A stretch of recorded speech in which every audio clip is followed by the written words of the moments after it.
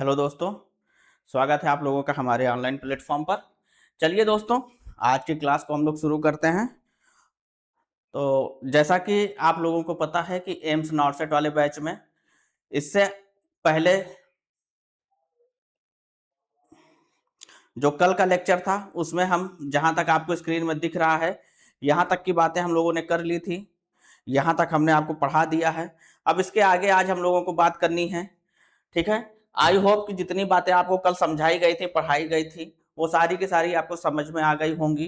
कहीं से कहीं कोई दिक्कत आपको नहीं होगी।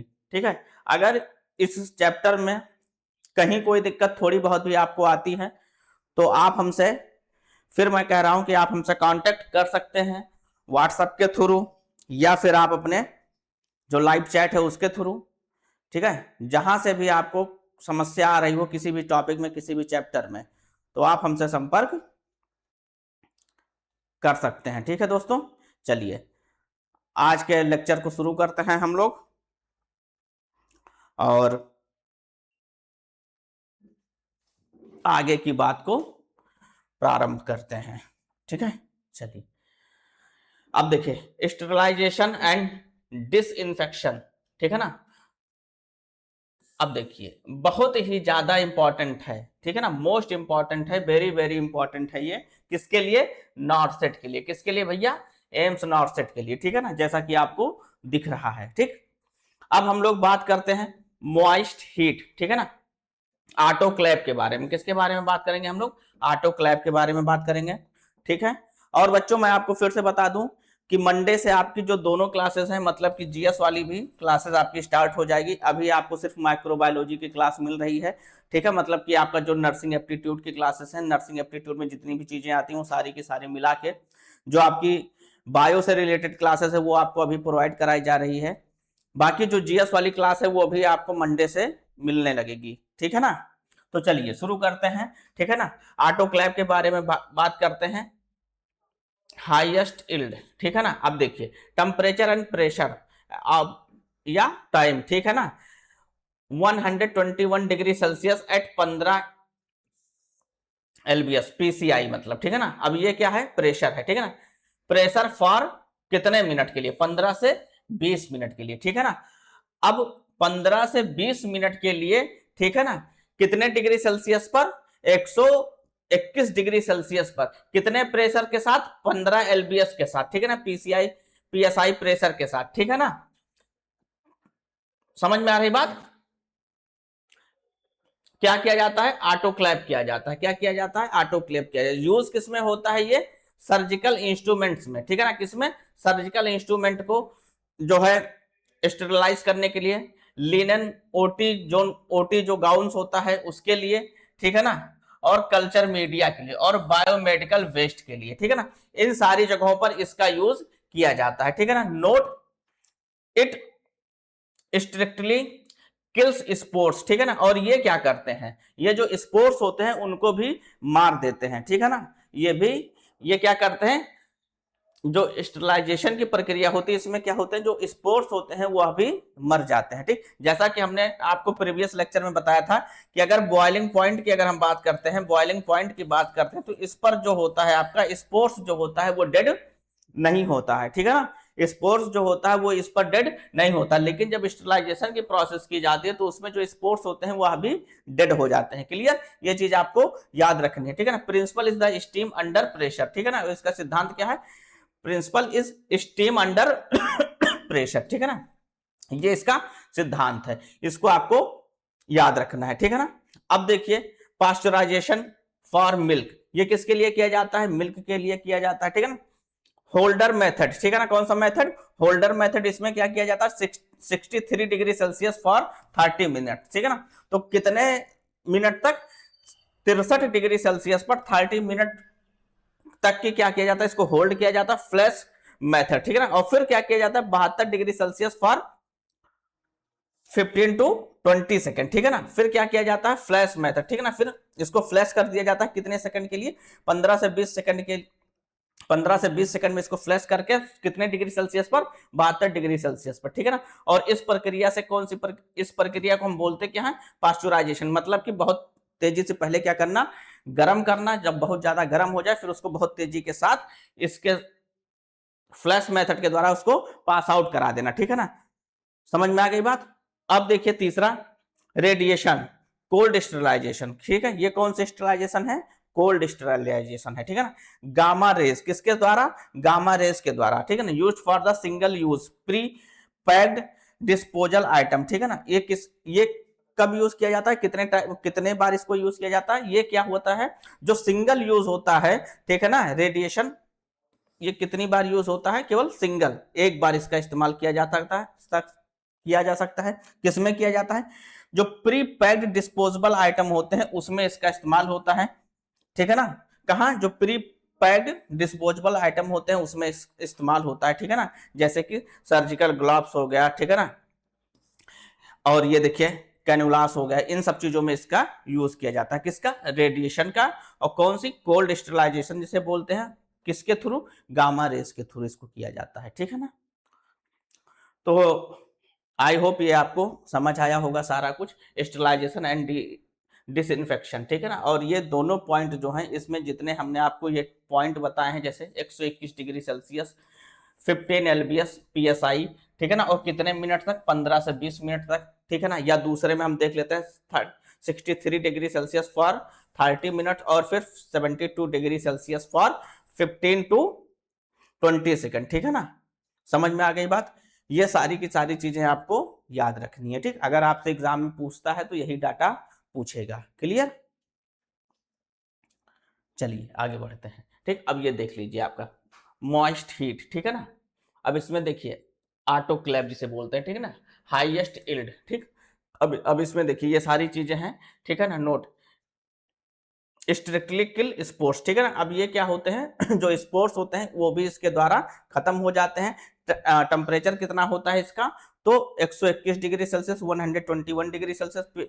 प्रेशर कितना होता है, 15 एलबीएस या पीएसआई, और टाइम कितना होता है, 15 से 20 मिनट के लिए इसको इसके अंदर डाला जाता है, और 15 से 20 मिनट के लिए छोड़ दिया जाता है। प्रेशर कितना इस पर डाला जाता है, 15 एलबीएस डाला जाता है, ठीक है ना। और यूज कहाँ होता है, सर्जिकल इंस्ट्रूमेंट में, लिनन में, ठीक है ना, ओटी जो गाउन्स होते हैं उसमें, कल्चर मीडिया में, बायोकेमिकल वेस्ट में, इन सारी चीजों में इसका यूज किया जाता है, ठीक है ना। इन सारी चीजों को स्टरलाइज करने के लिए इसका इस्तेमाल किया जाता है, ठीक है ना। किसका, मॉइस्ट हीट का, जिसे बोलते हैं क्या है, ऑटोक्लेव बोलते हैं, क्या बोलते हैं, ऑटोक्लेव बोलते हैं, ठीक। तो इसमें आपका इंपॉर्टेंट क्या है, इसमें ये टेम्परेचर इंपॉर्टेंट है, ये प्रेशर इंपॉर्टेंट है, और ये टाइम इंपॉर्टेंट है, ठीक है ना।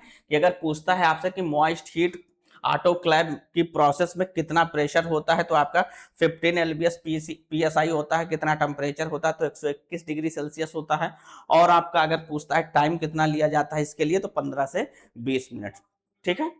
चलिए दूसरा देखते हैं, पास्चुराइजेशन फॉर मिल्क के लिए। अब देखिए यहाँ देखिए 60 डिग्री सेल्सियस पे कितने मिनट तक, 30 मिनट तक इसको क्या किया गया, गर्म किया गया। और उसके बाद में 72 डिग्री सेल्सियस पर, कितने डिग्री सेल्सियस पर, 72 डिग्री सेल्सियस में 15 से 20 सेकंड के लिए इससे क्या किया गया, इसको गुजारा गया, ठीक है ना। इससे इसको यहाँ से जो है निकाला गया, ठीक है ना, ठीक। और अब जो पूरा मिल्क है आपका, ये क्या हो गया, पास्चुराइज हो गया, क्या हो गया, पास्चुराइज हो गया, ठीक है ना। तो ये इसकी प्रोसेस होती है, समझ में आ गई बात, ठीक। तीसरा पॉइंट आ जाते हैं, रेडिएशन कोल्ड स्टरलाइजेशन, जिसको क्या बोलते हैं, कोल्ड स्टरलाइजेशन बोलते हैं। अब ये देखिए मशीन है, ठीक है ना। और ये क्या हो रहा है, कोल्ड स्टरलाइजेशन हो रहा है, किसका किसका किया जाता है, तो वो हमने आपको पहले ही बता दिया है, ठीक है ना। तो ये आपका कौन सी टेक्निक हो गई, कोल्ड स्टरलाइजेशन हो गया, ये आपका पास्चुराइजेशन होगा, ये आपका ऑटोक्लेव हो गया, ठीक। ये सारी चीजें हैं, ठीक है। और इन दोनों का यूज मोस्टली जो मेडिकल से रिलेटेड आपके इक्विपमेंट होते हैं उन्हीं में किया जाता है, ठीक है ना। जैसे ये देखिए ग्लव्स है आपका, इसको स्टरलाइज करने के लिए या इसको रेडिएशन करने के लिए, ठीक है ना, कोल्ड स्टरलाइज करने के लिए, ठीक है ना। इन सारी चीजों में इसका यूज किया जाता है, किसका, रेडिएशन का, ठीक है ना। चलिए अब केमिकल मेथड में देखिए,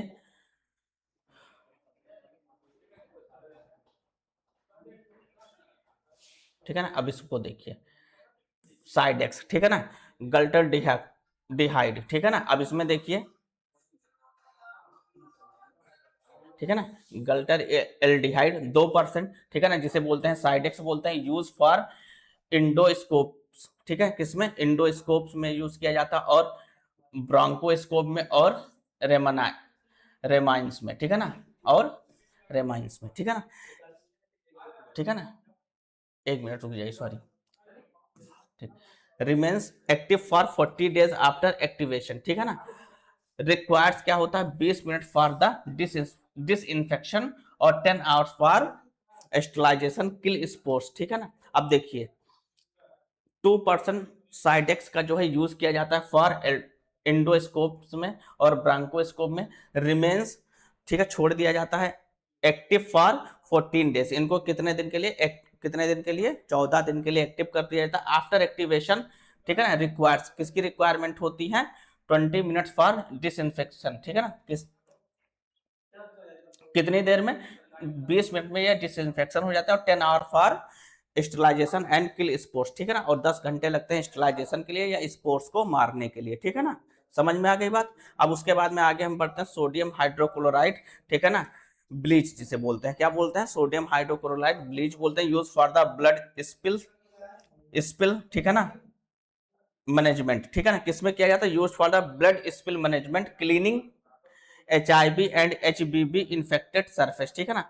मतलब कि इसको जो ब्लड होता है उसको स्पिल को मैनेजमेंट करने के लिए, मैनेज करने के लिए इसका यूज किया जाता है, किसका, सोडियम हाइड्रोक्लोराइड का, जिसे ब्लीच बोलते हैं, ठीक है। और मोस्टली इसका यूज कहाँ करते हैं, cleaning for HIV and HBV infected surface, ठीक है ना। मतलब कि HIV एड्स अगर मान लो किसी को हुआ है और उससे रिलेटेड ब्लड कहीं लग गया है सरफेस पर, या HBV हुआ है, ठीक है ना, तो इससे, ठीक है ना, हेपेटाइटिस बी, ठीक है ना। तो इन सारी चीजों का जो इन्फेक्शन को साफ करने के लिए, इस तरीके के इन्फेक्टेड ब्लड को साफ करने के लिए इसका यूज किया जाता है। Use 1% for normal spills and 10% for the large spill is greater than 10 minute. मतलब कि अगर नॉर्मल है तो 1% का, और ज्यादा है तो 10% का, कितने समय के लिए, 10 मिनट से ज्यादा के लिए, सॉरी 10 ml, ठीक है ना, कितना, 10 ml का यूज, ठीक है ना। 10 ml अगर नॉर्मल है, और सॉरी 10 ml, ठीक है ना, लार्ज अमाउंट में कितना अमाउंट होना चाहिए, 10 ml से ज्यादा होना चाहिए, कब, जब स्पिल्स क्या है, ज्यादा है, ठीक है ना। अगर नॉर्मल है या कम है तो उसके लिए 1%, ठीक है ना। अब देखिए एल्कोहल 70% एथिल एंड आइसोफिरिन, ठीक है ना, स्किन एंटीसेप्टिक, थर्मोमीटर्स और स्टेटोस्कोप्स, ठीक है ना, इसमें इसका यूज किया जाता है, कितने, 70% एथिल का, ठीक है ना, 70% एथिल का, ठीक है ना। चलिए अब यहां देख लीजिए आपका, ठीक है ना। अब देखिए कल्चर एल्डिहाइड 2% सिडिक्स जिसे बोलते हैं, ठीक है ना। अब देखिए मिनट समय कितना, 20 मिनट डिसइंफेक्शन के लिए, और इसको डिसइंफेक्टेड करने के लिए, ठीक, 20 मिनट, और स्टरलाइजेशन करने के लिए कितने समय के लिए, 10 घंटे के लिए, ठीक है ना। और इसकी जो एक्टिव लाइफ होती है वो कितनी होती है, 14 दिन होती है, ठीक है ना। कितने दिन होती है, 14 दिन होती है। यूज फॉर द इंडोस्कोप, ब्रांकोस्कोप, ठीक है ना। और देखिए क्या लिखा हुआ है, ठीक है ना, remains active for 14 days after activation, ठीक है ना। जब ये एक्टिव हो जाता है उसके बाद ये कितने दिन तक मोस्टली एक्टिव रहेगा या प्रॉपरली वर्क करेगा, 14 दिनों तक, कितने दिनों तक, 14 दिनों तक, ठीक। तो 14 दिनों तक इसका इस्तेमाल हम कर सकते हैं इन सबको डिसइंफेक्टेड करने के लिए या फिर स्टरलाइज करने के लिए, ठीक। डिसइंफेक्टेड करने के लिए हमको यूज करना होता है केवल 20 मिनट इसका, और अगर इसको स्टरलाइज करना है तो कम से कम 10 घंटे इसको इसके अंदर डाल के रखना पड़ेगा। समझ में आ गई बात। ठीक उसी तरीके से हम दूसरे बात कर लेते हैं सोडियम हाइड्रोक्लोराइड की, ब्लीच की जिसे बोलते हैं। अब देखिए ब्लीच है, सोडियम हाइड्रोक्लोराइड है, ठीक है ना। अब 1% यूज करते हैं नॉर्मल स्पिल्स में, अगर ये खून का धब्बा, जैसा कि हमने आपको बता दिया कि HIV इन्फेक्टेड कोई है या HBV इन्फेक्टेड है और उसका ब्लड है, ठीक है ना, सरफेस पर, तो उसका अगर स्पिल्स है तो उसको, अगर नॉर्मल स्पिल्स है तो 1% लेंगे इसको, और अगर ज्यादा दूर पर इसका मतलब वो पड़ा हुआ है स्पिल्स है तो कम से कम कितना, 10% लेंगे, और ग्रेटर देन कितने, किससे ज्यादा, मतलब लगभग 10 ml से ज्यादा हो, ठीक है ना। इसका जो अमाउंट है वो कितना हो, 10 ml से ज्यादा हो, ठीक है। समझ में आ गई बात, ठीक है। ये किसके लिए, सोडियम हाइड्रोक्लोराइड के लिए, ब्लीच के लिए, ठीक। और ये करता क्या है, इसका यूज आपको पता चल गया। Use for the spills management, cleaning HIV HBV infected surface, ठीक। अब देखिए तीसरा, देखिए 70% एल्कोहल इथाइल, ठीक है ना, एथिल, ठीक है ना। अब इसका देखिए स्किन एंटीसेप्टिक और थर्मामीटर्स स्टेटोस्कोप्स, ठीक है ना। अब इसका यूज करते हैं स्किन एंटीसेप्टिक के रूप में, ठीक है ना, मतलब कि अगर कहीं स्किन पर कोई प्रॉब्लम हुई तो उसके एंटीसेप्टिक के रूप में इसका यूज करते हैं, या थर्मोमीटर में इसका यूज, सॉरी हाँ, थर्मोमीटर और स्टेटिस्कोप में इसका यूज करते हैं, ठीक है ना। समझ में आ गई बात। तो किसका कहाँ यूज होता है ये आपको समझ आ गया होगा, ठीक है। चलिए आगे बढ़ते हैं। मिक्स्ड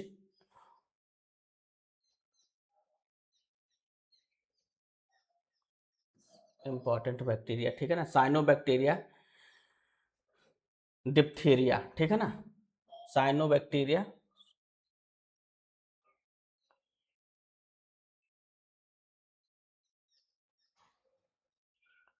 एक मिनट रुक जाइए, Corynebacterium diphtheria, cause diphtheria, special feature क्या है, appears in Chinese letter V और एल शेप, ठीक है ना, अरेंजमेंट अंडर माइक्रोस्कोप, ठीक है ना। अगर जब हम इसको अंडर माइक्रोस्कोप में देखते हैं तो ये किस शेप में, जिसे बोलते हैं चाइनीज लेटर वी और एल शेप में, मतलब कि अगर इसको ऐसे देखिए तो वी शेप हो जाएगा, और अगर ऐसे देखते हैं तो एल शेप हो जाएगा, ठीक है ना, अरेंजमेंट होता है। अगर जब इसको हम कहाँ देखेंगे, अंडर माइक्रोस्कोप में देखेंगे, ठीक है ना। स्टेन यूज में क्या करते हैं, अल्बर्ट स्टेन शो मेटाकोरोमेटिक और वोलेटिन ग्रेनुअल्स, ठीक है ना। इसको स्टेन कहाँ किया गया, तो कहाँ किया गया, इसको कहाँ देखा गया भैया, तो सो मेटाक्रोमेटिक और वोलेटिन ग्रेनुअल्स में देखा गया, ठीक है ना। और क्लॉस्ट्रीडियम परफेरिंग्स, ठीक है ना, क्लॉस्ट्रीडियम परफेरिंग कॉज क्या करता है, कॉजेस गैस गैंग्रियन, ठीक है ना। और देखिए दूसरा क्या है, gas bubbles from in would after injury, ठीक है ना। अब देखिए यहां देख लीजिए, gas bubbles after wounds after injury, ठीक है ना। अब देखिए इसमें क्या हुआ, जो ये बबल्स निकल रहे हैं ना, ठीक है ना, तो ये यही कॉज करता है, ठीक है, यही प्रॉब्लम ये कॉज करता है। क्या करता है, जब कहीं इन्फेक्शन हो जाता है या कहीं इंजरी हो जाती है, ठीक है ना, तो क्या करता है, कॉजेस गैस गैंग्रीन्स, ठीक है ना, क्या करता है, गैस गैंग्रीन्स करता है, मतलब कि यहाँ गैस के जो बबल्स होते हैं ये आपके डेवलप हो जाते हैं, ठीक है ना। और ये कॉज कौन करता है, तो आपका कॉज करेगा क्रोनीबैक्टीरियम डिप्थीरिया, ठीक है, कौन, क्रोनीबैक्टीरियम डिप्थीरिया, ठीक है ना। कॉज क्या करता है, डिप्थीरिया, कैसे करता है ये आपने देख लिया, समझ में आ गई बात।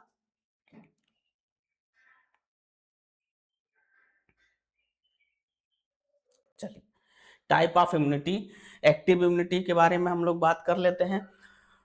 तो bodies own immune system produce antibodies, ठीक है ना, लॉन्ग लास्टिंग, ठीक है ना। अब देखिए एक्टिव इम्यूनिटी क्या होती है, तो bodies own immune system produce antibodies, ठीक है ना। और क्या होता है, लॉन्ग लास्टिंग होता है, क्या होता है, लॉन्ग लास्टिंग होता है, मतलब कि लंबे समय तक की होता है। दूसरा देखिए natural, after getting a disease, example getting micelles, ठीक है ना। अब देखिए आर्टिफिशियल क्या होता है, vaccination, example BCG, polio drops, ठीक है ना। अब ये आर्टिफिशियल वाला क्या है आपका, ये आपको बाहर से दिया जाता है वैक्सीनेशन के थ्रू।